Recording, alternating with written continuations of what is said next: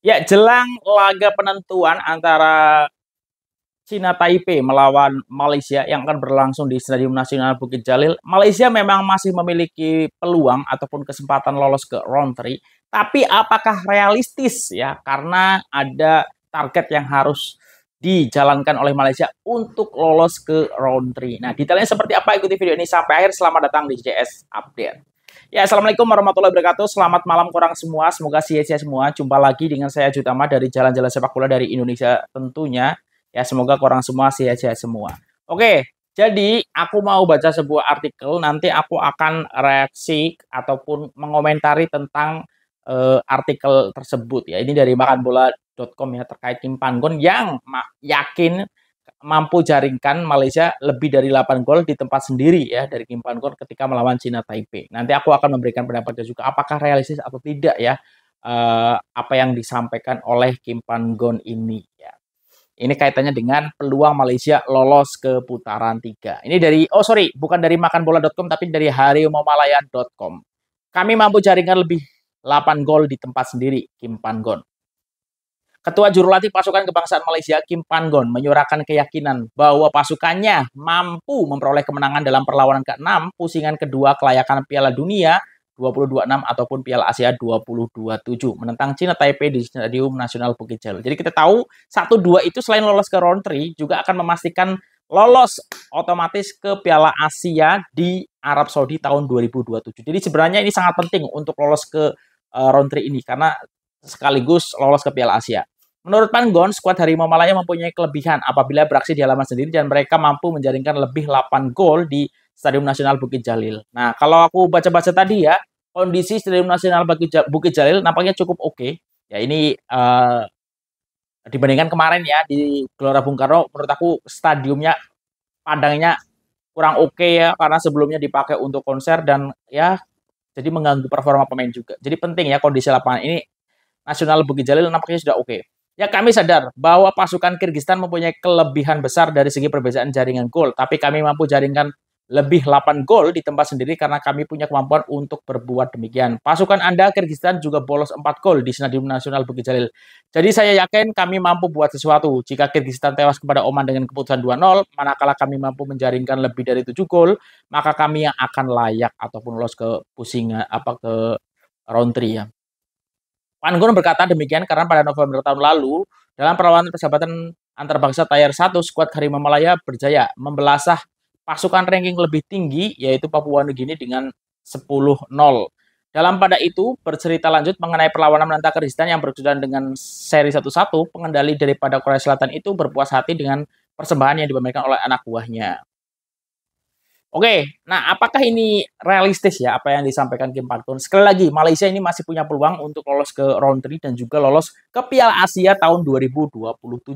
Nah, sebelum aku mau komentari, kita coba cek dulu ya. Di kualifikasi Piala Dunia ini, China Taipei sudah pernah kalah berapa saja? Perjalanannya dulu ya. China Taipei ini kan memulai kualifikasi Piala Dunia ini dari putaran pertama, di mana pertama mengalahkan Timor Leste 4-0, kemudian di leg kedua kembali mengalahkan Timor Leste dengan 3-0, jadi menang agregat 7-0. Nah, setelah itu di putaran kedua ini, yang mana satu grup dengan Oman, Kyrgyzstan, Malaysia, ini pertama melawan Oman kalah 3-0 di kandangnya Oman. Kemudian melawan Malaysia di kandang Malaysia kalah 0-1. Di match ketiga melawan Kyrgyzstan kalah 0-2. Melawan Kyrgyzstan lagi di kandangnya Kyrgyzstan kalah 5-1. Kemudian melawan Oman di kandang sendiri kalah 0-3 dan besok penentuannya melawan Malaysia. Nah, jadi kalau dari sejarah kualifikasi Piala Dunia sendiri, ini China Taipei belum pernah kalah di atas 5 gol ya. Atau ya paling telak ketika kalah 5-1 melawan Kyrgyzstan di kandang Kyrgyzstan. Jadi, kalau sampai kalah 8-0 ataupun lebih 7 jaringan, menurut aku ini agak berat ya. Agak berat. Wah, secara hitung-hitungan kayak agak tidak masuk ya. Sekali lagi peluang itu ada, tapi menang 8-0, apalagi dengan kondisi skuad Harimau Malaya yang bukan dengan pemain terbaik ya, karena tak ada sosok Faisal Halim, Arif Aiman, ya agak sukar lah untuk mendapatkan 8-0. Kalau menang sih kayaknya garansi Kim Panggon akan membawa skuad Harimau Malaya ini memang memenangkan pertandingan besok ya ketika di hari Selasa melawan Cina Taipei. Tapi menang dengan 8 gol itu hal yang berbeza ya. Walaupun sekali lagi ini Cina Taipei kan sudah tidak ada kesempatan untuk lolos ke round 3.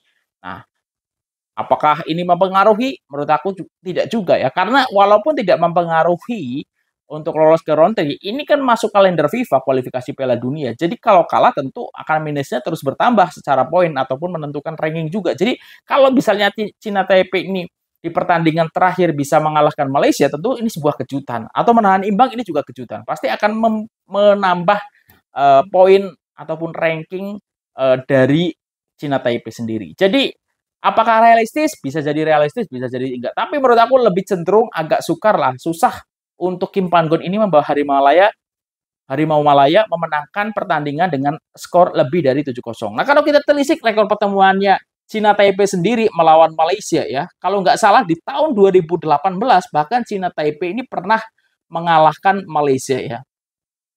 Di tahun 2017 atau 18 Cina Taipei ya pernah mengalahkan Malaysia 2-0.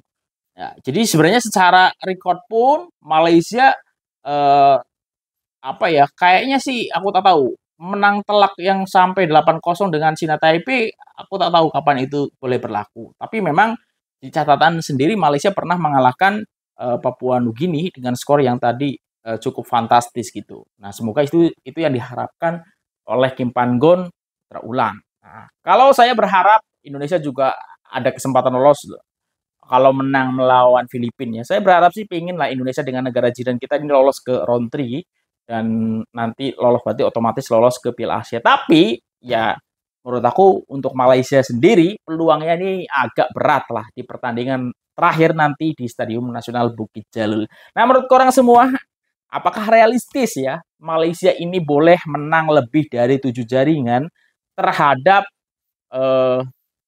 apa namanya Cina Taipei?